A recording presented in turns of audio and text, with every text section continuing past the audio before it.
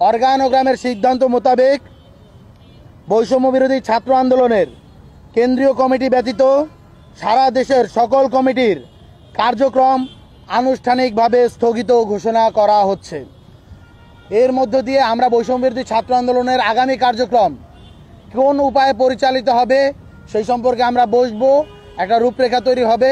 বৈষম্য বিরোধী ছাত্র আন্দোলন জুলাই গণ অভ্যুত্থানের প্ল্যাটফর্ম, জুলাই গণ অভ্যুত্থানের স্পিরিটের সাথে সাংঘর্ষিক কোনো কিছুই তারা বরদাস্ত করবে না, এই জিনিসটা আমরা স্পষ্ট করে বলতে চাই এবং তার জন্যই আজকে আমাদের এই বড় ধরনের সিদ্ধান্ত নিতে হচ্ছে।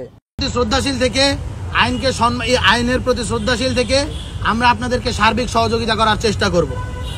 আপনাদেরকে আরো একবার আহ্বান করছি, আপনারা বৈষম্য বিরোধী ছাত্র আন্দোলন ব্যানারকে ব্যবহার করে আজকে থেকে কোনো প্রকার অপকর্ম করার সুযোগ নেই। যারা যারা এই ধরনের অপকর্ম করার চেষ্টা করবে আপনারা তাদের বিরুদ্ধে আইনানুগ ব্যবস্থা নেবেন।